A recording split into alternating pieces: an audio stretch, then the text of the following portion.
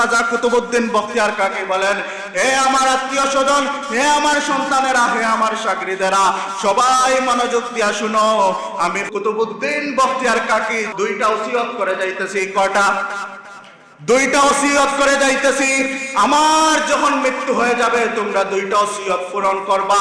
এক নাম্বার ওসিয়ত, আমার যখন জান মালাকুল মউত আজরাইল আলাইহিস সালাম নিয়ে যাবে, আমার মৃত্যুর পরে তোমরা বিলম্ব করবা না, দ্রুত আমাকে গোসল দিবা, দ্রুত আমাকে কাফন দাফন করাইয়া দাফন করে দিবা।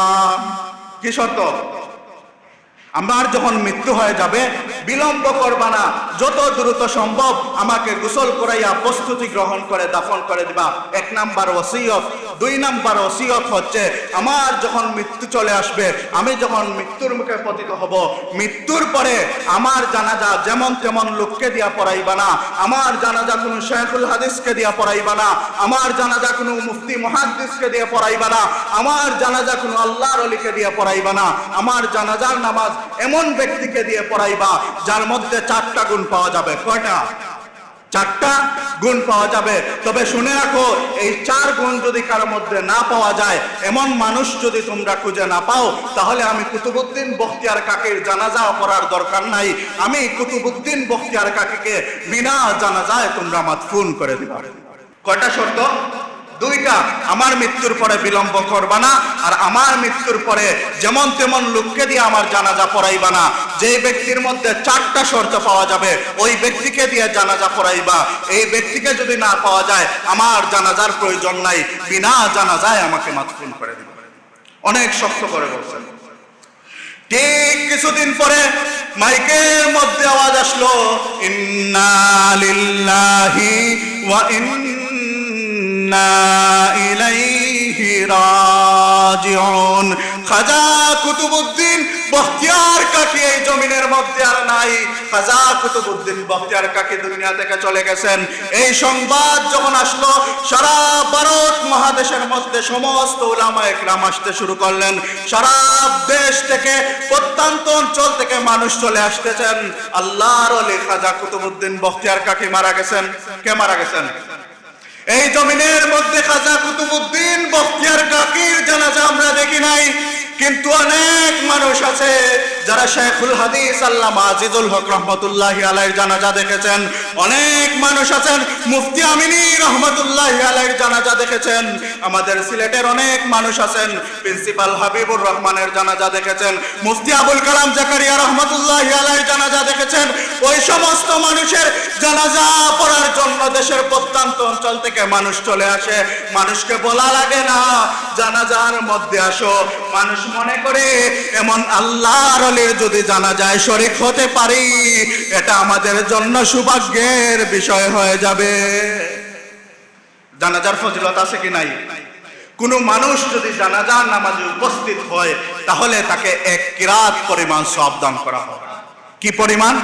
1 কিরাত। এখন 1 কিরাত তো আপনারা বুঝবেন না। 1 কিরাতের পরিমাণ হচ্ছে, যারা মদিনার মধ্যে গেছেন, ওইখানে উহুদ পাহাড় রয়েছে। এই উহুদ পাহাড়ের যত ওজন, 1 কিরাতের অত ওজন। এই উহুদ পাহাড় যত বড়, এই 1 কিরাত তত বড়। যারা জানাজার নামাজ আদায় করে, আপনার পরিচিত হোক অপরিচিত হোক, আপনি জানাজার নামাজ আদায় করলেন, আপনার নামায় আমলের মধ্যে 1 কিরাত সওয়াব দান করা। আবার আপনি জানাজা আদায় করছেন, ওই মানুষটাকে মাদফুন করা হচ্ছে, আপনি দাফনের সময় কাছে দাঁড়িয়ে আছেন, ওই মানুষটার কবরের মধ্যে আপনি মাটি দিবেন। এই যে দাফন পর্যন্ত যদি আপনি ওই জায়গার মধ্যে উপস্থিত থাকেন, তাহলে আপনাকে আরো 1 কিরাত সওয়াব দান করা হবে। আপনি জানাজার নামাজে উপস্থিত হলেন আর তার দাফনের মধ্যে উপস্থিত হলেন, আল্লাহ রাব্বুল আলামিন আপনাকে 2 কিরাত অর্থাৎ 2 উহুদ পাহাড় পরিমাণ সওয়াব দান করবেন। মুহতারাম হাজিরিন, সারা দেশের মানুষ যখন উপস্থিত হয়ে গেল, লক্ষ লক্ষ মানুষ দিল্লির মধ্যে উপস্থিত হয়ে গেল। দিল্লির অলিকুল সম্রাট খাজা কুতুবউদ্দিন বখতিয়ার কাকি দুনিয়া থেকে চলে গেছেন। জানাজার জন্য যখন হাতিয়ার মধ্যে লাশটা নিয়ে আসলো, একজন ঘোষণাকারী দাঁড়িয়ে বললেন, খাজা কুতুবউদ্দিন বখতিয়ার কাকি আমাদেরকে ওসিয়ত করে গেছেন, তার যখন মৃত্যু চলে আসবে, তখন যেমন তেমন লোককে দিয়ে তার জানাজা পড়ানো যাবে না, তার জানাজা কোনো শাইখুল হাদিসকে দিয়ে পড়ানো যাবে না, কোনো মুফতি মুহাদ্দিসকে দিয়ে পড়ানো যাবে না, কোনো আল্লাহর ওলিকে দিয়ে পড়ানো যাবে না। কিন্তু যেই মানুষের কাছে 4টা গুণ পাওয়া যাবে, ওই মানুষটা যদি একজন রিকশা চালক হয়, ওই মানুষটা যদি একজন শ্রমজীবী কৃষক হয়, ওই মানুষকে দিয়া খাজা কুতুবউদ্দিনের জানাজা পড়াইয়া দিবা। আর ওই 4টা গুণ বিশিষ্ট কোনো মানুষ যদি না পাওয়া যায়, তাহলে খাজা কুতুবউদ্দিন ওসিয়ত করে গেছেন উনার যার নামাজে জানাজার প্রয়োজন নাই, বিনা জানাজায় মাদফুন করে দিবা। কি 4টা গুণ? 1 নাম্বার গুণ, আমার জানাজার ইমামতি ওই ব্যক্তি করবে যেই ব্যক্তির যখন নামাজ ফরজ হয়েছে, অর্থাৎ প্রাপ্তবয়স্ক হওয়ার পর থেকে নিয়ে আমার জানাজা পর্যন্ত তার তাকবীরে উলা ছুটে যায় নাই। জুড়ে বলেন সুবহানাল্লাহ। কি বলছেন? যার নামাজ ছুটে যায় নাই না তাকবীরে উলা ছুটে যায় নাই? তাকবীরে উলা ছুটে যায় নাই, অর্থাৎ ইমাম সাহেব যখন প্রথম তাকবীর বলেন আল্লাহু আকবার, এই প্রথম তাকবীরে তার প্রাপ্তবয়স্ক থেকে নিয়ে আজ পর্যন্ত 1 ওয়াক্ত নামাজ ছুটে যায় নাই, এমন লোককে যদি পাও তাকে আমার জানাজার ইমাম বানাইয়া দিবেন। এটা খুব সহজ গুণ না? কি বলেন? আর এই ধরনের গুণের মানুষ আমাদের এলাকায় শত শত আছে। কি বলেন? নাই? আস্থা সিলেটে খুঁজে পাওয়া যাবে, আস্থা দেশে খুঁজে পাওয়া যাবে কিনা সন্দেহের বিষয়। এমন কঠিন একটি শর্ত দিয়েছেন।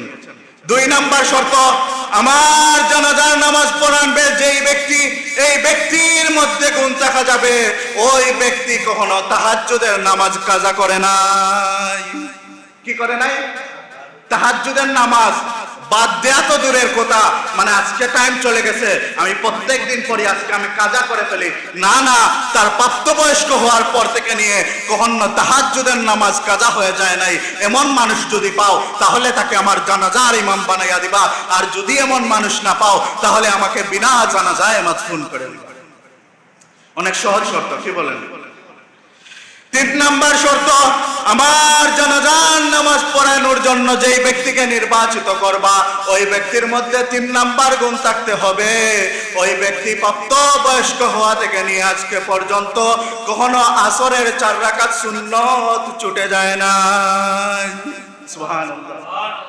আসরের ফরজের কথা বলছেন, আসরের নামাজের পূর্বে 4 রাকাত সুন্নত নামাজ রয়েছে, যেই 4 রাকাত নামাজ যদি আপনি পড়েন তাহলে আপনাকে সওয়াব দেওয়া হবে, আপনি যদি না পড়েন আপনাকে কোনো গুনাহ দেয়া হবে না।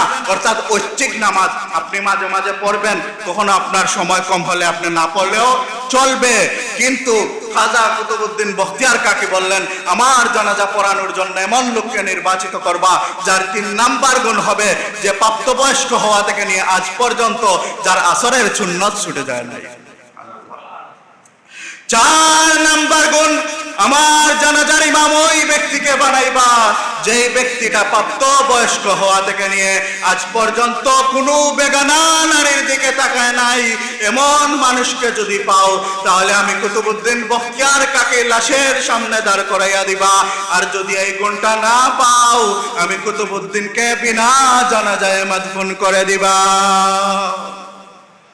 মুহতারাম হাজরিন, এই ঘোষণা করা যখন হইল, লক্ষ লক্ষ মানুষ দিল্লি শাহে জামে মসজিদের সামনে, আলেম উলামা মুফতি মুহাদ্দিস কারো অভাব নাই, কিন্তু যখন 4টা বৈশিষ্ট্যের কথা বলেছেন সবাই কিং কর্তব্য বিমূঢ় হয়ে গেছেন। হায় হায়, খাজা কুতুবউদ্দিন বখতিয়ার কাকির মতো আল্লাহর ওলি এত কঠিন শর্ত দিয়া গেছেন, আজকে না জানি বিনা জানাজায় মাদফুন করে দেওয়া হবে। জোহরের পূর্বে সবাই দাঁড়িয়ে আছেন, আচ্ছা জোহরের নামাজ পড়ে হয়তো কেউ চলে আসবেন, জোহরের নামাজ শেষ করা হয়েছে, লক্ষ লক্ষ মানুষ দাঁড়িয়ে আছেন, কেউ জানাজা পড়ানোর জন্য সামনে চলে আসে না, সবার চোখ দিয়ে শুধু পানি চলে যায়। আল্লাহর ওলি চলে গেছেন, জানাজার জন্য কোনো মানুষ পাওয়া যাইতেছে না। জোহর থেকে নিয়ে অপেক্ষা করতে করতে আসরের সময় হয়ে গেল, আসরের নামাজ পড়া হইল, আসরের নামাজ যখন শেষ হয়ে গেল তখনও কোনো মানুষকে পাওয়া গেল না। উনার ছাত্ররা, উনার সন্তানেরা সবাই মিলে পরামর্শ করলেন, আমাদের বাবার ওসিয়ত অনুযায়ী যেহেতু আমরা কোনো লোককে পাইলাম না, আমাদের বাবা খাজা কুতুবউদ্দিন বখতিয়ার কাকিকে বিনা জানাজায় মাদফুন করে দেব। সবাই যখন এই সিদ্ধান্ত গ্রহণ করলেন, সবার চোখ দিয়ে পানি পানি ঝরে যায়। এত বড় আল্লাহর ওলিকে বিনা জানাজায় মদফুন করা হইতেছে, সবাই চোখের পানি ছেড়ে দেয়। খাটিয়াকে ধরার জন্য যখন সবাই গেল, এমতো অবস্থায় একজন মানুষ যিনি রুমাল দিয়ে মুখ পেছানো ছিল সামনে চলে আসলেন, এসে কেঁদে দিয়ে বলেন, খাজা কুতুবউদ্দিন বখতিয়ার কাকি, তুমি তো আল্লাহকে সন্তুষ্টি করে তুমি দুনিয়া থেকে চলে গেছো, কিন্তু আমাকে তো তুমি ফাঁসাইয়া দিয়া গেছো। আমি তো আল্লাহকে রাজি করার জন্য ইবাদত করতাম, আজকে লক্ষ কোটি মানুষের সামনে তুমি আমার আমলকে ফাঁস করে দিয়েছো। ও খাজা কুতুবউদ্দিন বখতিয়ার কাকি, শুনে রাখো, আজকে যেইভাবে লক্ষ মানুষের সামনে আমার আমলকে তুমি ফাঁস করে দিয়েছো, কাল কিয়ামতের ময়দানে আমি যদি আল্লাহর দরবারে আটকে যাই, ওগো কুতুবউদ্দিন বখতিয়ার কাকি, তুমি মৃত্যুর সময় যেভাবে আমাকে ভুলে যাও নাই, কাল কিয়ামতের দিনে আমাকেও তুমি ভুলে যাইও না। আউযু বিল্লাহি মিনাশ শাইতানির রাজীম। বিসমিল্লাহির রহমানির রহিম। ওয়ামান আ'রাদা আন যিকরি ফাইন্না লাহু মাঈশাতান দানকা ونحشره يوم القيامة أعمى قال رب لما حشرتني أعمى وقد كنت بصيرا قال كذلك أتتك آياتنا فنسيتها وكذلك اليوم تنسى وكذلك نجزي من أسرف ولم يؤمنوا بآيات ربه والعذاب الآخرة أشد وأبقى آمنت بالله صدق الله العظيم وبلغنا رسوله النبي الكريم ونحن على ذلك من الشاهدين والشاكرين والحمد لله رب العالمين صلى الله على سيدنا ومولانا محمد وعلى آله وأصحابه وسلم صلى الله على سيدنا ومولانا محمد وعلى آله وأصحابه وسلم بلغ العلا بكماله كشف الدجى بجماله حسنت جميع خصاله صلوا عليه وآله بلغ العلا بكماله كشف الدجى بجماله حسنت جميع خصاله صلوا عليه وآله لا إله إلا الله لا إله إلا الله لا إله إلا الله لا إله إلا الله لا إله إلا الله لا إله إلا الله لا إله إلا الله محمد رسول الله আলহামদুলিল্লাহ, সর্বমহান সর্বশক্তিমান আল্লাহ রব্বুল ইজ্জত ওয়াল জালালের দরবারে শুকরিয়া জ্ঞাপন করি, যেই আল্লাহ রব্বুল ইজ্জত ওয়াল জালাল আজকের দিন পর্যন্ত আমাদের হায়াতকে বৃদ্ধি করে, আমাদের হায়াতের মধ্যে বারাকাত দান করে, আমাদের শরীরের মধ্যে সুস্থতার মতো নিয়ামত দান করে। পবিত্র জুমার দিন, যেই দিনকে সাইয়্যিদুল আইয়াম বলা হয়, সপ্তাহের সকল দিনের মধ্যে শ্রেষ্ঠ দিন হচ্ছে সাইয়্যিদুল আইয়াম, জুমা, ইয়াউমুল জুমা। এই জুমার দিনে পবিত্র জুমার সালাত আদায় এবং জুমার সালাত পূর্ব কুরআনুল কারীম থেকে কিছু আলোচনা শোনার নিয়তে এবং করার নিয়তে আগে বাগে আল্লাহর ঘর মসজিদের মধ্যে আসার তৌফিক দান করেছেন। এজন্য আল্লাহ রব্বুল ইজ্জত ওয়াল জালালের দেয়া জবান দিয়ে হৃদয়ের একদম গভীর থেকে কণ্ঠচরে আল্লাহ রব্বুল ইজ্জত ওয়াল জালালের শিখানো ভাষায় শুকরিয়া জ্ঞাপন করি, আলহামদুলিল্লাহ। মহান মালিকের অত্যন্ত বড় রহম ইহসান আমাদের প্রতি, যে আমাদেরকে দুনিয়ার জীবনে হায়াত দান করেছেন। এই হায়াত অত্যন্ত গুরুত্বপূর্ণ বিষয় এবং এই হায়াতটা হচ্ছে এমন একটা জিনিস, সারা পৃথিবীর মানুষ মিলে এই হায়াতকে জায়গার মধ্যে স্থির করে রাখতে পারবে না। এই হায়াতটা চলমান। যিনি সারা পৃথিবীর বাদশাহ, উনার যেভাবে হায়াত চলমান, যিনি একদম পৃথিবীর ফকির, উনারও হায়াত চলমান। যিনি একদম সুস্থ মানুষ, উনারও হায়াত চলমান। যিনি একদম বৃদ্ধ মানুষ, উনারও হায়াত চলমান। যিনি আজকে জন্মগ্রহণ করছেন, উনারও হায়াত চলমান। এই যে হায়াত চলমান, এটা প্রত্যেকের হায়াতের যে ক্যাপিটাল আছে, আল্লাহ রব্বুল আলামিন যখন সৃষ্টি করেছেন, দুনিয়ার মধ্যে প্রেরণ করার ইচ্ছা করছেন, তখন আল্লাহ রব্বুল আলামিন ওই মানুষের জন্য কত বৎসর, কত দিন, কত মাস, কত সময়, কত সেকেন্ড এই পৃথিবীর মধ্যে উনি থাকবে, এটা নির্দিষ্ট করে রেখে দিয়েছেন। এই নির্দিষ্ট সময় থেকে প্রতিটা মুহূর্ত আমাদের কাছ থেকে চলে যাচ্ছে।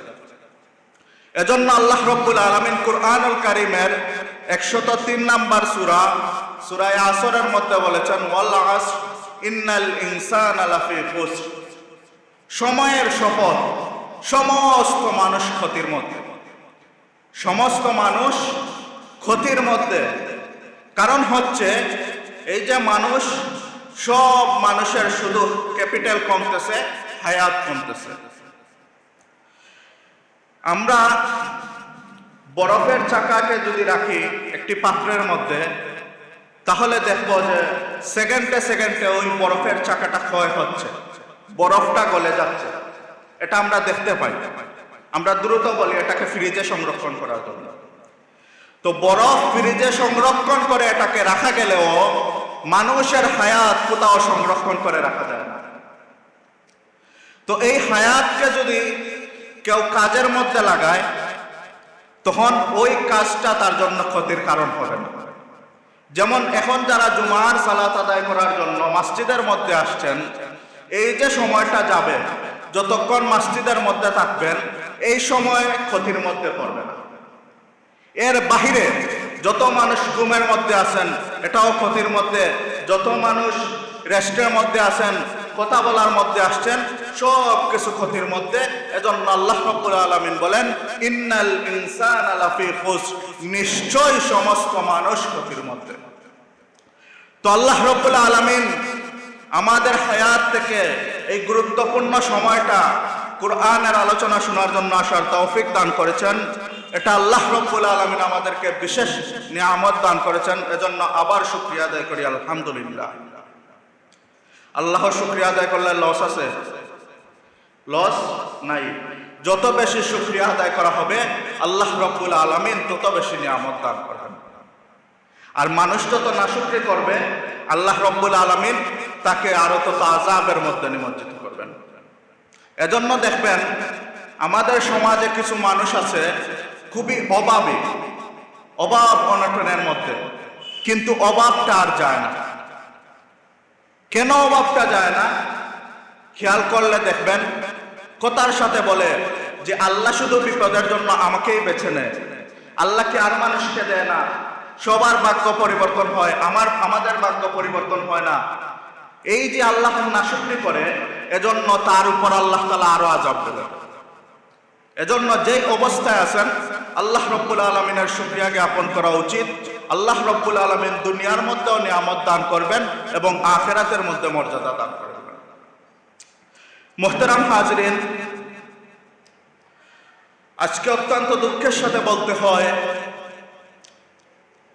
আমরা এমন একটি দেশে বাস করি, এমন একটা দেশে বাস করি যেই দেশে কিছু সুশীল নামে একটা সমাজ রয়েছে, নারীবাদী নামে একটা সমাজ রয়েছে, যাদের কার্যক্রম হচ্ছে কিভাবে ইসলামের বিরোধিতা করা যায়, কিভাবে মানুষের বৈধ পন্থার বিরোধিতা করা যায়, কোন কাজটা করলে মানুষ গুনার মধ্যে নিমজ্জিত হবে, মানুষের আমল আখলাক নষ্ট হবে, এইগুলা নিয়েই ব্যস্ত।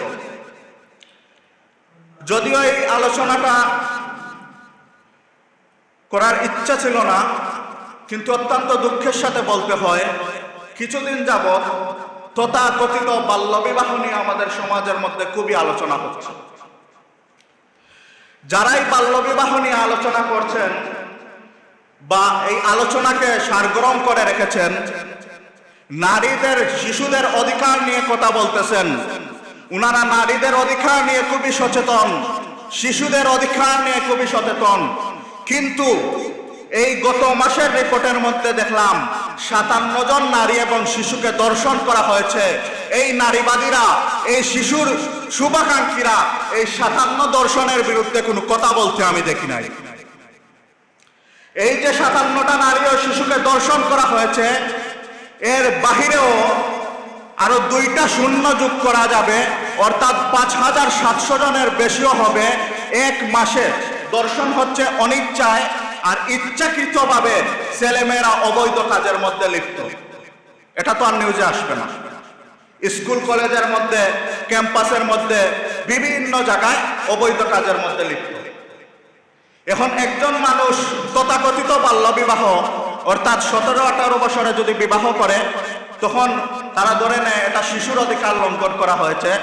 কিন্তু 17-18 বছরের শিশু যখন অবৈধ কাজ করে, তখন তাদের মাথায় এটা আসে না যে এরা অবৈধ কাজ করতেছে। কিছুদিন আগে দেখলাম একটা কলেজের হোস্টেল থেকে অবৈধ কাজের এত সামগ্রী পাওয়া গেছে, পরে এখানের দাপ্তরত প্রশাসককে অব্যাহতি দেওয়া হয়েছে। তো এই যে অবৈধ কাজগুলা হয়, এদের বিরুদ্ধে এরা কথা বলে না। কিন্তু কেউ যদি তথাকথিত বাল্য বিবাহ করে, অর্থাৎ 17-18 বছরে বিবাহ করে, তাহলে এদের মাথা নষ্ট হয়ে যায়। এর কারণ কি? এর কারণ খুঁজতে গেলে দেখা যাবে যে মানুষ যদি সঠিক বয়সে বিবাহ করে, তাহলে সমাজের মধ্যে অপরাধ কমে যায়। মানুষ যদি হালাল সম্পর্কের মধ্যে চলে আসে, তাহলে তাদের হারাম যে ব্যবসা আছে, পণ্য ইন্ডাস্ট্রি, মিলিয়ন ট্রিলিয়ন ডলারের ব্যবসা রয়েছে, এগুলার মধ্যে দোষ নেমে যাবে। এবং যারাই কথা বলে খুঁজে দেখা যাবে এরাই পতিতাবৃত্তি করে, এদের পতিতাবৃত্তিতে দোষ নেমে যাবে, এই আশঙ্কায় এরা বিবাহের বিরোধিতা করে। এজন্য আমরা সচেতন থাকতে হবে যাতে বাল্যবিবাহ, শিশু অধিকার এগুলার দোহাই দিয়ে কেউ অপরাধমূলক কাজে আমাদের সমাজকে নিয়ে যেতে না পারে। আমাদের সমাজে যে কলকারখানা রয়েছে, বিভিন্ন ফ্যাক্টরি রয়েছে, বিভিন্ন প্রতিষ্ঠান রয়েছে, এগুলাতে খুঁজলে দেখা যাবে 10-12 বছরের বাচ্চারা কাজ করে। আমি দেখছি এই দেশের রেস্টুরেন্টগুলায় অনেক বাচ্চা দেখবেন 12-13 বছর রেস্টুরেন্টে কাজ করে। তো এদের কি শিশু অধিকার নষ্ট হয় নাই? এই শিশুদের অধিকার নিয়ে তোমরা কাজ করো না কেন? এদের শিক্ষা নিয়ে তোমরা কাজ করো না কেন? আমাদের সমাজে যত টুকাই শিশু আছে, এদের শিক্ষার ব্যাপারে তোমরা কাজ করো না কেন?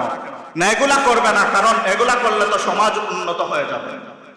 একটা সমাজ আছে যারা কখনো চায় না মানুষ আল্লাহর পথে চলে আসুক, সমাজ শান্তির মধ্যে চলে আসুক, মানুষ আল্লাহর হুকুম অনুযায়ী বসবাস করুক এবং দুনিয়ার মধ্যে এবং আখিরাতের মধ্যে শান্তির সমাজ প্রতিষ্ঠা হোক, এটা চায় না।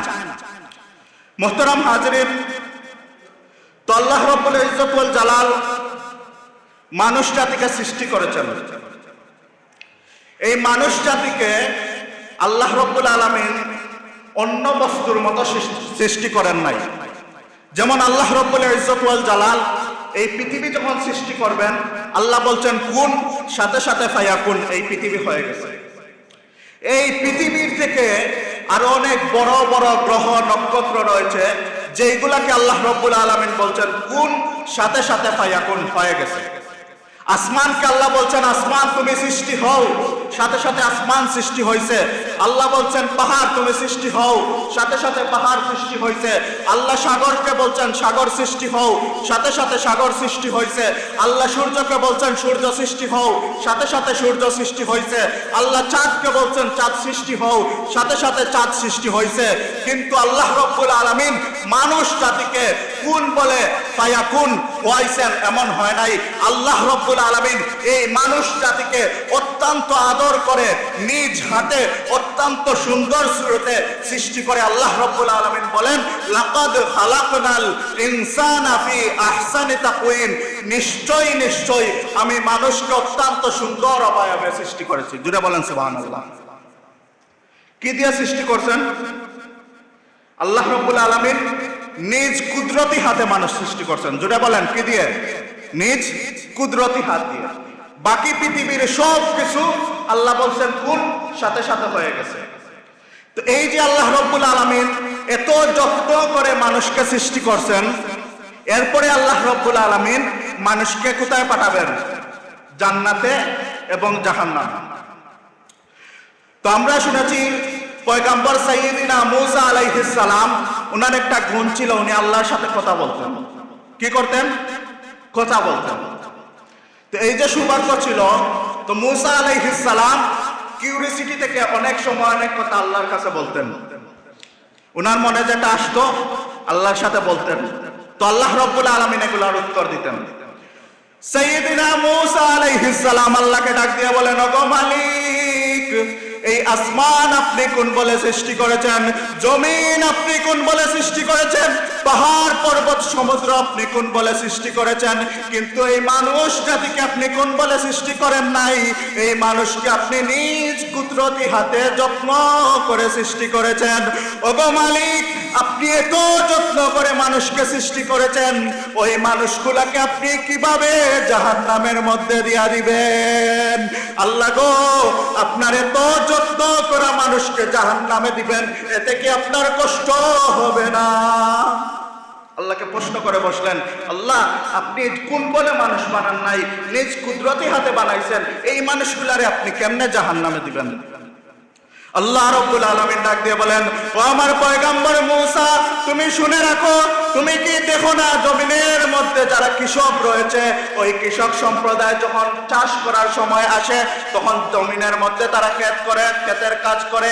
ওই ক্ষেতের কাজ করতে গিয়ে মাসের পর মাস তারা পরিশ্রম করে জমিনের মধ্যে বীজ দেয়। ওই বীজ দেওয়ার পরে সার দেয়, ওই সার দেওয়ার পরে হাল বায়, ওই সার দেওয়ার পরে যখন চারা উঠে তখন পানি দেয়, ওই চারা থেকে যখন গাছ উঠে, গাছ থেকে যখন দান হয়, দান হওয়ার পরে ওই দান থেকে যে চালগুলি হয়, ওই চালগুলিকে যত্ন করে বাসার মধ্যে নিয়ে যায়। হে পয়গম্বর মূসা, তুমি দেখো না মানুষ যখন দানগুলি বাসার মধ্যে নিয়ে যায়, তখন ক্ষেতের মধ্যে কিছু চুষা রয়ে যায়, তাকে কি নাই? কিছু চুষা রয়ে যায়, খের রয়ে যায়, ওই খের গুলোকে মানুষ জ্বালিয়ে জমিনকে পরিষ্কার করে ফেলে। হে পয়গম্বর মূসা, তুমি জেনে রাখো, আমি আল্লাহ রাব্বুল আলামিন যত্ন করে মানুষকে বানাইছি। ওই মানুষের মধ্যে যে সমস্ত মানুষ আমার ইবাদত বন্দেগী করে, আমি আল্লাহ রাব্বুল আলামিনকে সন্তুষ্টি করে চলে আসে, আমি আল্লাহ তাদেরকে যত্ন করে রত্ন বানিয়ে আমার জান্নাতে রেখে দেই। আর যে সমস্ত মানুষ দুনিয়ার মধ্যে গিয়ে আমি আল্লাহকে ভুলে যায়, আমি আল্লাহকে চিনে না, আমি আল্লাহর শরণ থেকে গাফিল হয়ে যায়, তারা হচ্ছে ক্ষেতের মধ্যে যেইভাবে চুষা হয়, খের হয়, ওই সমস্ত মানুষ হচ্ছে খের। ওই খের গুলাকে আমি জ্বালিয়ে জাহান্নামের মধ্যে রেখে দেই। আল্লাহু আকবার। যেগুলা রত্ন হয়ে যায়, আল্লাহর ইবাদত করে আল্লাহ তাদেরকে জান্নাতে রেখে দেন। আর যেইগুলা আল্লাহর নাফরমানি করে খের হয়ে যায়, জুসা হয়ে যায়, এদেরকে তো জান্নাতে রাখা যায় না। মানুষকে খের নিয়ে ঘরের মধ্যে রাখে না, দান রাখে, দানকে রাখে। সুতরাং আল্লাহ তার ইমানদার বান্দাদেরকে জান্নাতে রাখবেন। আর যেগুলা খের হয়ে যায়, চুষা হয়ে যায়, জমিন পরিষ্কার করার জন্য মানুষ এগুলার মধ্যে কেরাসিন দিয়ে আগুন ঢেলে দেয়, আল্লাহ রব্বুল আলামিন ওই চুষাগুলার জন্য জাহান্নাম রেখে দিয়েছেন। এই আল্লাহ রব্বুল আলামিনের কিভাবে স্মরণ করতে হয়, আল্লাহ রব্বুল আলামিনের কিভাবে ইবাদত করতে হয় বুঝার জন্য আমি বলি, খুব বেশি আগের ঘটনা না, কয়েকশো বছর আগের ঘটনা। দিল্লির মধ্যে একজন আল্লাহর ওলি ছিলেন, যার নাম খাজা কুতুবউদ্দিন বখতিয়ার কাকি রাহিমাহুল্লাহ তাআলা। আমরা অনেকেই নাম শুনছি। তো এই কুতুবউদ্দিন বখতিয়ার কাকি রহমতুল্লাহি আলাইহি, উনার যখন জন্ম হয়েছে এর কিছুদিন পরে উনার বাবা মারা গেছেন। উনার মা একা উনাকে লালন পালন করতেছেন। তো এই কুতুবউদ্দিন বখতিয়ার কাকির বয়স যখন 6 বছর হয়েছে, কয় বছর?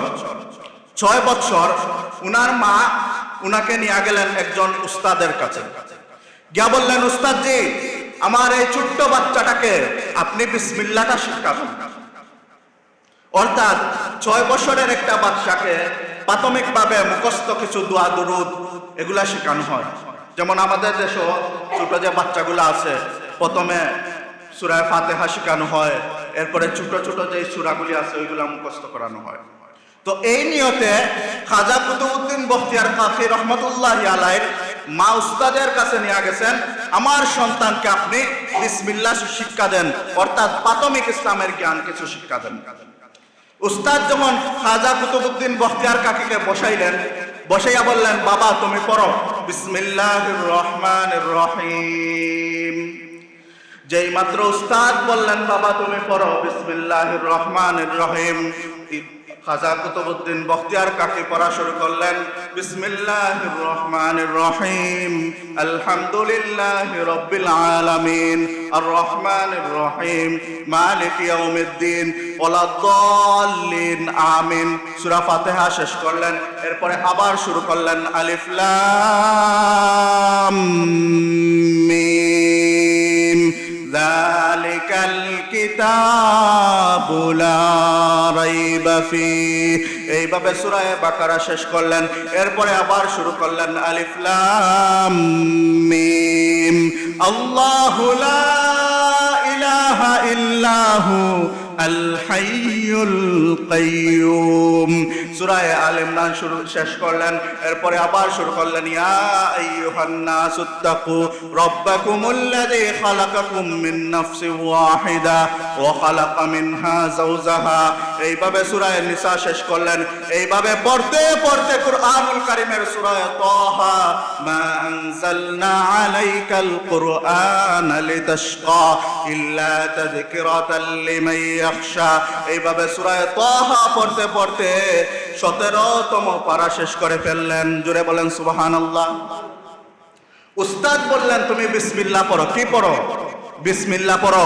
আর খাজা কুতুবউদ্দিন বখতিয়ার কাকি এক বৈঠকের মধ্যে বসে যেই শুরু করেছিলেন বিসমিল্লাহির রহমানির রহিম, সূরা ফাতিহা শুরু করলেন, সূরা ফাতিহা শেষ, সূরা আলে ইমরান শুরু করলেন, আলে ইমরান শেষ, সূরা নিসা শুরু করলেন, সূরা নিসা শেষ।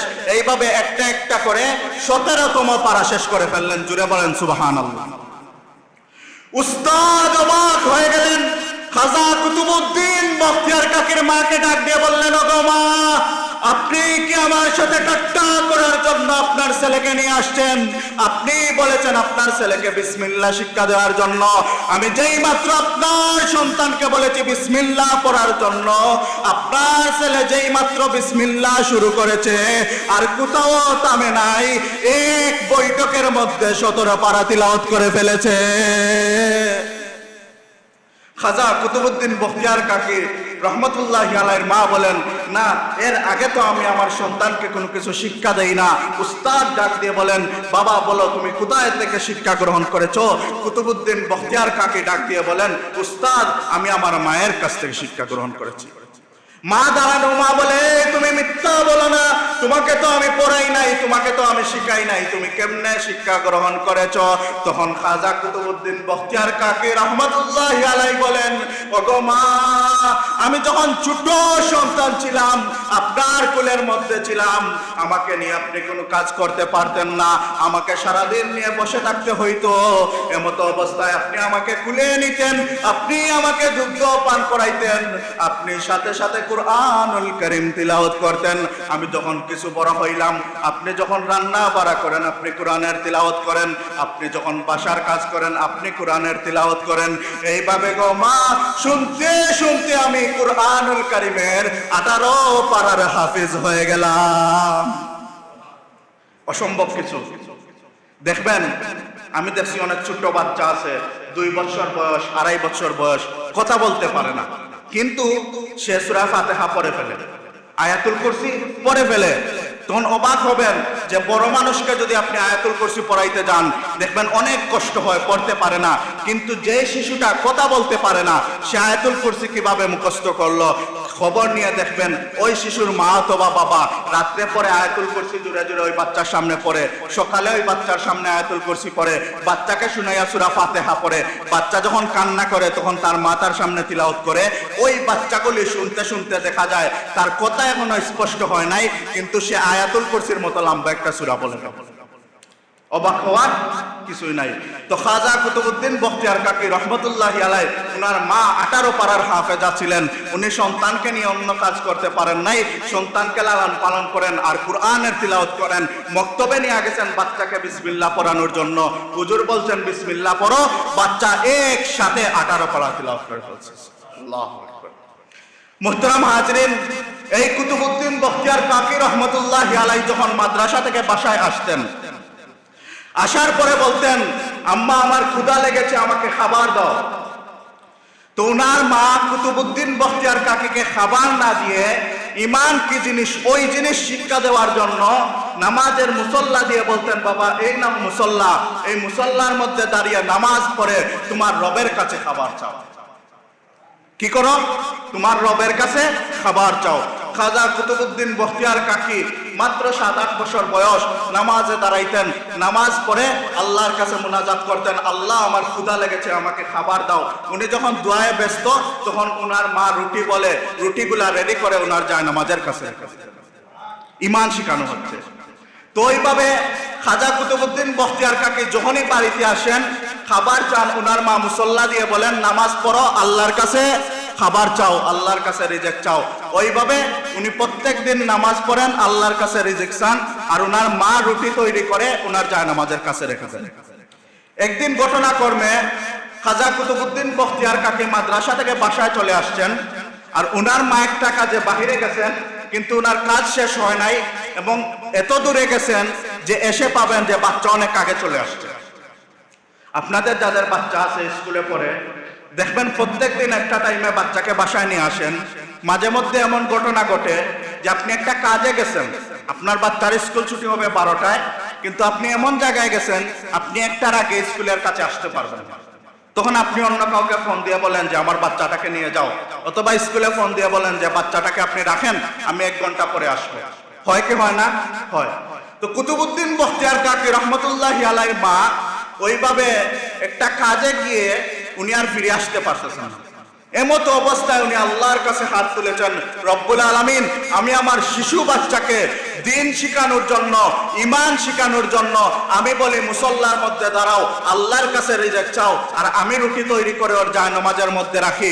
আল্লাহ, আমি তো আজকে বাসার মধ্যে নাই, আমি বাসায় যাইতে যাইতে আমার বাচ্চাটা বাসায় চলে যাবে, যায় নামাজের মধ্যে দাঁড়িয়ে যাবে, ওর ক্ষুধা লেগে যাবে, ও তুমি আল্লাহর কাছে রিজিক চাইবে। রব্বুল আলামিন, আমার বাচ্চাটা যদি আজকে রুটি না পায়, তাহলে আমার বাচ্চার ঈমানের মধ্যে সংশয় চলে আসবে, সে মনের মধ্যে কষ্ট পাবে, আল্লাহ আজকে আমাকে খাবার দিল না। এই ভেবে ভেবে উনি আল্লাহর কাছে মুনাজাত করতেছেন। ঠিকই খাজা কুতুবউদ্দিন যখন বাসায় আসলেন, এসে দেখেন মা নাই, মুসল্লা জায়গা থেকে নিলেন, মুসল্লা বিছাইয়া নামাজের মধ্যে দাঁড়াইলেন। নামাজ শেষ করে উনি মুনাজাত তুললেন যে আল্লাহ আমার ক্ষুধা লেগেছে, আমাকে খাবার দাও। নামাজ শেষ করলেন। স্বাভাবিকভাবে প্রত্যেক দিন যেমন রুটি আসতো ওইভাবে রুটি আসলো। খাজা কুতুবউদ্দিন ওই রুটি খাইলেন। খাইয়া উনি যখন বিশ্রাম করতেছেন, এমনই ভাবে মা পেরেশান অবস্থায় যখন আসলেন, এসে জিজ্ঞেস করলেন, বাবা কখন এসেছো? তখন বললাম, আমি তো প্রত্যেক দিনের টাইম এসেছি। তুমি কি নামাজ আদায় করেছো? নামাজ আদায় করেছি। তুমি কি খাবার খেয়েছো? হ্যাঁ মা, খাবার খেয়েছি, কিন্তু প্রত্যেক দিন রুটি খাই, আজকেও প্রত্যেক দিন রুটির যেই স্বাদ আর আজকের রুটির স্বাদ ভিন্ন। প্রত্যেক দিন রুটির যেই স্বাদ, আজকের রুটির সেই স্বাদ না। আজকের রুটির মতো স্বাদ সারা জীবনে আর পাই নাই। জুড়ে বলেন আজকের রুটির মতো স্বাদ আর জীবনে পাই নাই। অর্থাৎ মা যখন মুনাজাত করছেন, আমার বাচ্চাকে আমি ঈমান শিক্ষা দিতেছি, রিজিক আল্লাহ দে, আজকে তো আমি আটকে গেছি, আমার বাচ্চা রিজিক আল্লাহর কাছে বলবে। আমার বাচ্চা যদি রিজিক না পায় কি অবস্থা হবে? আল্লাহ রাব্বুল আলামিন ওনার গায়বী ভাবে রিজিক পাঠাইছে। এই কুতুবউদ্দিন বখতিয়ার কাকি রহমতুল্লাহি আলাইহি, যার বাল্যকাল এমন ছিল, উনি কত বড় আল্লাহর ওলি ছিলেন, কেমন ভাবে আল্লাহর ইবাদত করতেন, কেমন ভাবে আল্লাহকে স্মরণ করতেন। উনি যখন বৃদ্ধ বয়সে চলে আসলেন, উনার যখন মৃত্যুর সময় নিকটে চলে আসলো, তখন উনার সন্তানদেরকে আহ্বান করলেন, উনার ছাত্রদেরকে আহ্বান করলেন, উনার পাড়া প্রতিবেশী সবাইকে আহ্বান করে খাজা কুতুবউদ্দিন বখতিয়ার কাকি বলেন, হে আমার আত্মীয় স্বজন, হে আমার সন্তানেরা, হে আমার শাগরিদেরা, সবাই মনোযোগ দিয়া শুনো। আমি কুতুবউদ্দিন বখতিয়ার কাকি দুইটা ওসিয়ত করে যাইতেছি। কয়টা? দুইটা ওসিয়ত করে যাইতেছি। আমার যখন মৃত্যু হয়ে যাবে, তোমরা দুইটা ওসিয়ত পূরণ করবা। এক নাম্বার ওসিয়ত, আমার যখন জান মালাকুল মউত আজরাইল আলাইহিস সালাম নিয়ে যাবে, আমার মৃত্যুর পরে তোমরা বিলম্ব করবা না, দ্রুত আমাকে গোসল দিবা, দ্রুত আমাকে কাফন দাফন করাইয়া দাফন করে দিবা। কি শর্ত? আমার যখন মৃত্যু হয়ে যাবে বিলম্ব করবা না, যত দ্রুত সম্ভব আমাকে গোসল করাইয়া প্রস্তুতি গ্রহণ করে দাফন করে দিবা। এক নাম্বার ওসিয়ত। দুই নাম্বার ওসিয়ত হচ্ছে, আমার যখন মৃত্যু চলে আসবে, আমি যখন মৃত্যুর মুখে পতিত হব, মৃত্যুর পরে আমার জানাজা যেমন তেমন লোককে দিয়া পড়াইবা না, আমার জানাজা কোনো শেখুল হাদিসকে দিয়া পড়াইবা না, আমার জানাজা কোনো মুফতি মুহাদ্দিসকে দিয়া পড়াইবা না, আমার জানাজা কোনো আল্লাহর ওলিকে দিয়া পড়াইবা না, আমার জানাজার নামাজ এমন ব্যক্তিকে দিয়ে পড়াইবা যার মধ্যে 4টা গুণ পাওয়া যাবে। কয়টা? 4টা গুণ পাওয়া যাবে। তবে শুনে রাখো, এই 4 গুণ যদি কারোর মধ্যে না পাওয়া যায়, এমন মানুষ যদি তোমরা খুঁজে না পাও, তাহলে আমি কুতুবউদ্দিন বখতিয়ার কাকির জানাজা পড়ার দরকার নাই। আমি কুতুবউদ্দিন বখতিয়ার কাকিকে বিনা জানাজায় তোমরা মাদফুন করে দিবা। কয়টা শর্ত? দুইটা। আমার মৃত্যুর পরে বিলম্ব করবা না, আর আমার মৃত্যুর পরে যেমন তেমন লোককে দিয়ে আমার জানাজা পড়াইবা না। যে ব্যক্তির মধ্যে 4টা শর্ত পাওয়া যাবে, ওই ব্যক্তিকে দিয়ে জানাজা পড়াইবা। এই ব্যক্তিকে যদি না পাওয়া যায়, আমার জানাজার প্রয়োজন নাই, বিনা জানাজায় আমাকে মাদফুন করে দিবা। অনেক শক্ত করে বলছেন। ঠিক কিছুদিন পরে মাইকের মধ্যে আওয়াজ আসলো, ইন্না লিল্লাহি ওয়া ইন্না ইলাইহি রাজিউন। খাজা কুতুবউদ্দিন বখতিয়ার কাকি এই জমিনের মধ্যে আর নাই। খাজা কুতুবউদ্দিন বখতিয়ার কাকি দুনিয়া থেকে চলে গেছেন। এই সংবাদ যখন আসলো, সারা ভারত মহাদেশের মধ্যে সমস্ত উলামায়ে কেরাম আসতে শুরু করলেন। সারা দেশ থেকে, প্রত্যন্ত অঞ্চল থেকে মানুষ চলে আসতেছেন। আল্লাহর ওলি খাজা কুতুবউদ্দিন বখতিয়ার কাকি মারা গেছেন। কে মারা গেছেন? এই জমিনের মধ্যে খাজা কুতুবউদ্দিন বখতিয়ার কাকির জানাজা আমরা দেখি নাই, কিন্তু অনেক মানুষ আছে যারা শেখুল হাদিস আল্লামা আজিজুল হক রহমতুল্লাহি আলাইহির জানাজা দেখেছেন। অনেক মানুষ আছেন মুফতি আমিনী রহমতুল্লাহি আলাইহির জানাজা দেখেছেন। আমাদের সিলেটের অনেক মানুষ আছেন প্রিন্সিপাল হাবিবুর রহমানের জানাজা দেখেছেন। মুফতি আবুল কালাম জাকারিয়া রহমতুল্লাহি আলাইহির জানাজা দেখেছেন। ওই সমস্ত মানুষের জানাজা পড়ার জন্য দেশের প্রত্যন্ত অঞ্চল থেকে মানুষ চলে আসে। মানুষকে বলা লাগে না জানাজার মধ্যে আসো। মানুষ মনে করে এমন আল্লাহর ওলির যদি জানাজায় শরীক হতে পারি, এটা আমাদের জন্য সৌভাগ্যের বিষয় হয়ে যাবে। জানাজার ফজিলত আছে কি নাই? কোন মানুষ যদি জানাজার নামাজে উপস্থিত হয়, তাহলে তাকে 1 কিরাত পরিমাণ সওয়াব দান করা হবে। কি পরিমাণ? 1 কিরাত। এখন 1 কিরাত তো আপনারা বুঝবেন না। 1 কিরাতের পরিমাণ হচ্ছে, যারা মদিনার মধ্যে গেছেন, ওইখানে উহুদ পাহাড় রয়েছে। এই উহুদ পাহাড়ের যত ওজন 1 কিরাতের অত ওজন। এই উহুদ পাহাড় যত বড়, এই এক কিরাত তত বড়। যারা জানাজার নামাজ আদায় করে, আপনার পরিচিত হোক অপরিচিত হোক, আপনি জানাজার নামাজ আদায় করলেন, আপনার নামায় আমলের মধ্যে এক কিরাত সওয়াব দান করা। আবার আপনি জানাজা আদায় করছেন, ওই মানুষটাকে মাদফুন করা হচ্ছে, আপনি দাফনের সময় কাছে দাঁড়িয়ে আছেন, ওই মানুষটার কবরের মধ্যে আপনি মাটি দিছেন, এই যে দাফন পর্যন্ত যদি আপনি ওই জায়গার মধ্যে উপস্থিত থাকেন, তাহলে আপনাকে আরো এক কেরাত সওয়াব দান করা হবে। আপনি জানাজার নামাজে উপস্থিত হলেন আর তার দাফনের মধ্যে উপস্থিত হলেন, আল্লাহ রাব্বুল আলামিন আপনাকে 2 কিরাত অর্থাৎ 2 উহুদ পাহাড় পরিমাণ সওয়াব দান করবেন। মুহতারাম হাজিরিন, সারা দেশের মানুষ যখন উপস্থিত হয়ে গেল, লক্ষ লক্ষ মানুষ দিল্লির মধ্যে উপস্থিত হয়ে গেল, দিল্লির অলিকুল সম্রাট খাজা কুতুবউদ্দিন বখতিয়ার কাকি দুনিয়া থেকে চলে গেছেন। জানাজার জন্য যখন খাটিয়ার মধ্যে লাশটা নিয়ে আসলো, একজন ঘোষণাকারী দাঁড়িয়ে বললেন, খাজা কুতুবউদ্দিন বখতিয়ার কাকি আমাদেরকে ওসিয়ত করে গেছেন, তার যখন মৃত্যু চলে আসবে তখন যেমন তেমন লোককে দিয়ে তার জানাজা পড়ানো যাবে না, তার জানাজা কোনো শাইখুল হাদিসকে দিয়ে পড়ানো যাবে না, তার জানাজা কোনো মুফতি মুহাদ্দিসকে দিয়ে পড়ানো যাবে না, কোনো আল্লাহর ওলিকে দিয়ে পড়ানো যাবে না। কিন্তু যেই মানুষের কাছে 4টা গুণ পাওয়া যাবে, ওই মানুষটা যদি একজন রিকশা চালক হয়, ওই মানুষটা যদি একজন শ্রমজীবী কৃষক হয়, ওই মানুষকে দিয়া খাজা কুতুবউদ্দিনের জানাজা পড়াইয়া দিবা। আর ওই 4টা গুণ বিশিষ্ট কোনো মানুষ যদি না পাওয়া যায়, তাহলে খাজা কুতুবউদ্দিন ওসিয়ত করে গেছেন, উনার যার নামাজে জানাজার প্রয়োজন নাই, বিনা জানাজায় মাদফুন করে দিবা। কি 4টা গুণ? 1 নাম্বার গুণ, আমার জানাজার ইমামতি ওই ব্যক্তি করবে যেই ব্যক্তির যখন নামাজ ফরজ হয়েছে, অর্থাৎ প্রাপ্তবয়স্ক হওয়ার পর থেকে নিয়ে আমার জানাজা পর্যন্ত তার তাকবীরে উলা ছুটে যায় নাই। জুড়ে বলেন সুবহানাল্লাহ। কি বলছেন? যার নামাজ ছুটে যায় নাই না তাকবীরে উলা ছুটে যায় নাই? তাকবীরে উলা ছুটে যায় নাই, অর্থাৎ ইমাম সাহেব যখন প্রথম তাকবীর বলেন আল্লাহু আকবার, এই প্রথম তাকবীরে তার প্রাপ্তবয়স্ক থেকে নিয়ে আজ পর্যন্ত 1 ওয়াক্ত নামাজ ছুটে যায় নাই, এমন লোককে যদি পাও, তাকে আমার জানাজার ইমাম বানাইয়া দিবে। এটা খুব সহজ গুণ না? কি বলেন? আর এই ধরনের গুণের মানুষ আমাদের এলাকায় শত শত আছে। কি বলেন? নাই? আস্তা সিলেটে খুঁজে পাওয়া যাবে, আস্তা দেশে খুঁজে পাওয়া যাবে কিনা সন্দেহের বিষয়। এমন কঠিন একটি শর্ত দিয়েছেন। 2 নাম্বার শর্ত, আমার জানাজার নামাজ পড়াবে যেই ব্যক্তি, এই ব্যক্তির মধ্যে গুণ দেখা যাবে, ওই ব্যক্তি কখনো তাহাজ্জুদের নামাজ কাজা করে নাই। কি করে নাই? তাহাজ্জুদের নামাজ বাদ দেয়া তো দূরের কথা, মানে আজকে টাইম চলে গেছে, আমি প্রত্যেক দিন পড়ি, আজকে আমি কাজা করে ফেলি, না না, তার প্রাপ্তবয়স্ক হওয়ার পর থেকে নিয়ে কখনো তাহাজ্জুদের নামাজ কাজা হয়ে যায় নাই, এমন মানুষ যদি পাও, তাহলে তাকে আমার জানাজার ইমাম বানাইয়া দিবা। আর যদি এমন মানুষ না পাও, তাহলে আমাকে বিনা জানাজায় মাদফুন করে দিবা। অনেক সহজ শর্ত। কি বলেন? 3 নাম্বার শর্ত, আমার জানাজার নামাজ পড়ানোর জন্য যেই ব্যক্তিকে নির্বাচিত করবা, ওই ব্যক্তির মধ্যে 3 নাম্বার গুণ থাকতে হবে, ওই ব্যক্তি প্রাপ্তবয়স্ক হওয়া থেকে নিয়ে আজকে পর্যন্ত কখনো আসরের 4 রাকাত সুন্নত ছুটে যায় না। সুবহানাল্লাহ।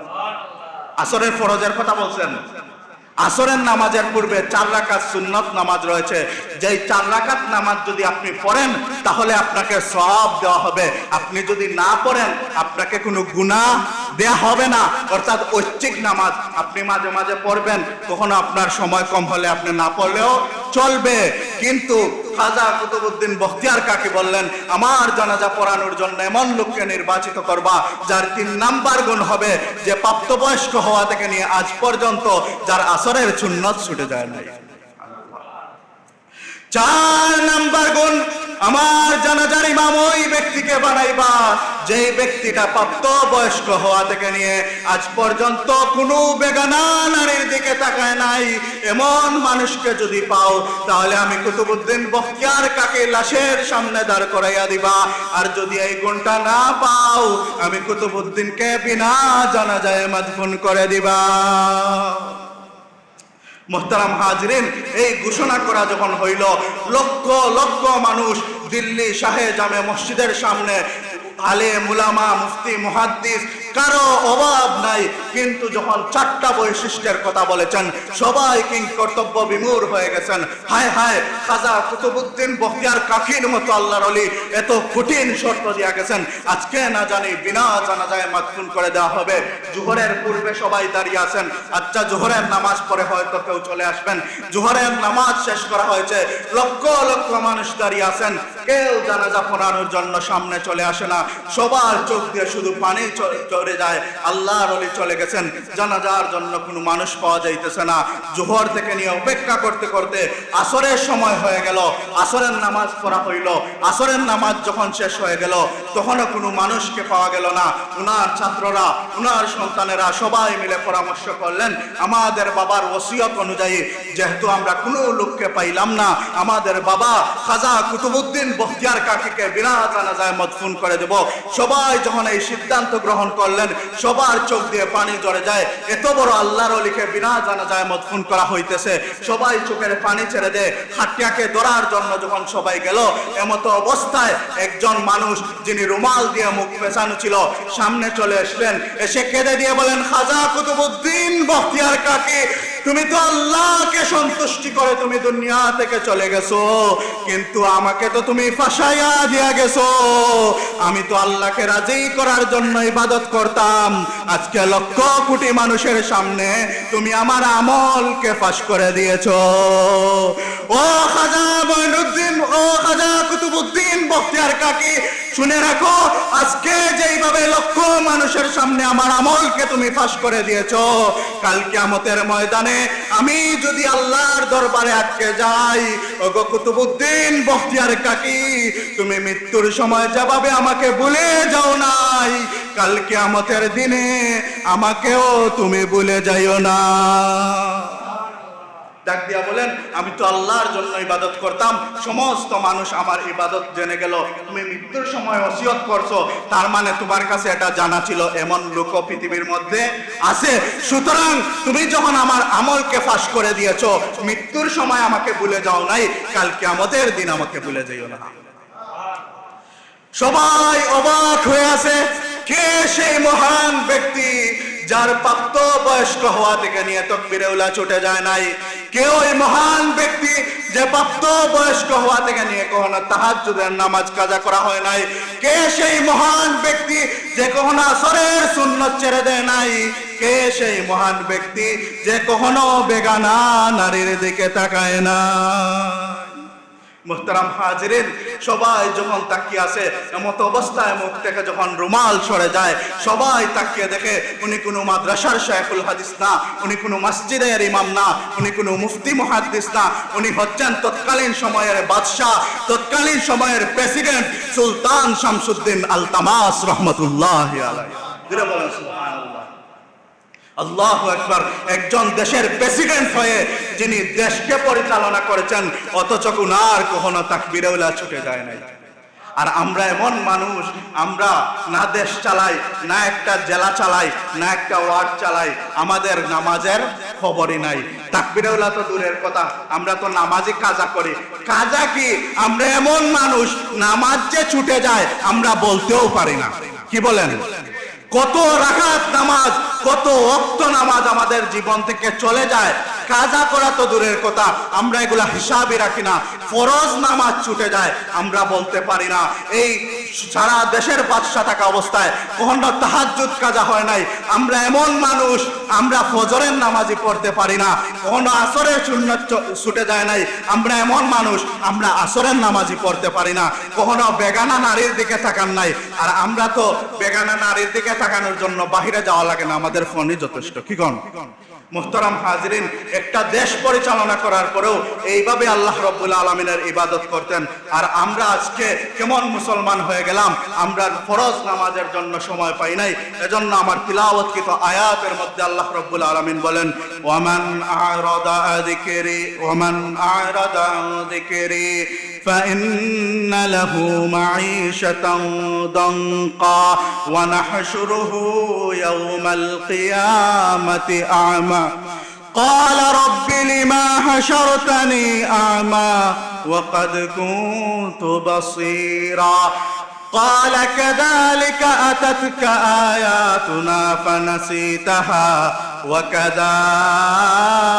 اليوم تنسى وكذلك نجزي من أسرف ولم يؤمنوا بآيات ربه والعذاب الآخرة أشد وأبقى আল্লাহু আকবার। আমার মুসলমান ভাইরা, আল্লাহ রাব্বুল ইজ্জত ওয়াল জালাল সূরা তাহার 124 125 126 127 নম্বর আয়াতের মধ্যে বলেন, ওমান আরাদা যিকরি, যেই লোকটা দুনিয়ার মধ্যে এসে আমি আল্লাহর শরণকে ভুলে গেল, ফা ইন্না লাহু মাঈশাতান দানকা, আমি আল্লাহ রাব্বুল আলামিন তার জীবনকে সংকীর্ণ করে দিব। দুনিয়ার মধ্যে আসছো, তুমি আমি আল্লাহকে ভুলে গেছো, তুমি নামাজের সময় আমি আল্লাহর কথা মনে থাকে না, তুমি আমি আল্লাহকে ভুলে যাও, তুমি রাত্রে যখন ঘুমাও ফজরের আজান হয় কিন্তু তুমি আমি আল্লাহকে ভুলে যাও, জোহরের আজান হয় তুমি কর্মের মধ্যে থাকো, তুমি আমি আল্লাহকে ভুলে যাও, আসরের আজান হয় তুমি বিশ্রামের মধ্যে থাকো, তুমি আমি আল্লাহকে ভুলে যাও। তোমরা যদি দুনিয়ার মধ্যে এসো, ওমান আরাদান যিকরি ফাইন্না লাহু মাঈশাতান দানকা, আমি আল্লাহকে ভুলে যাও, আমি আল্লাহ তোমাদের জীবনকে সংকীর্ণ করে দেব। এজন্য দেখবেন অনেক মানুষ আছে যাদের টাকা পয়সার অভাব নাই, ব্যাংক ব্যালেন্সের অভাব নাই, গাড়ি বাড়ির অভাব নাই, কোনো কিছুর অভাব নাই, কিন্তু সে আল্লাহকে ভুলে গেছে। তার জীবনে শান্তি কোন জিনিস এটা আর খুঁজে পায় না। জোরে বলেন, শুধু অশান্তি।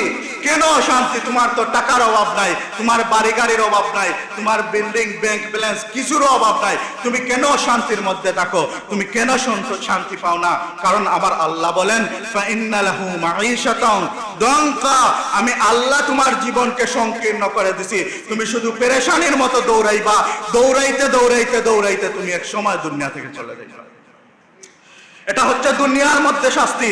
দুই নাম্বার, তুমি যখন দুনিয়া থেকে চলে যাইবা, আল্লাহ রাব্বুল আলামিন বলেন, ওয়া নাহশুরুহু ইয়াউমাল কিয়ামাতি আ'মা, কিয়ামতের ময়দানে আমি তোমাদেরকে অন্ধ বানাইয়া উঠাইব। কি করে উঠাইব? অন্ধ করে উঠাইব। কেন অন্ধ করে উঠাইবেন?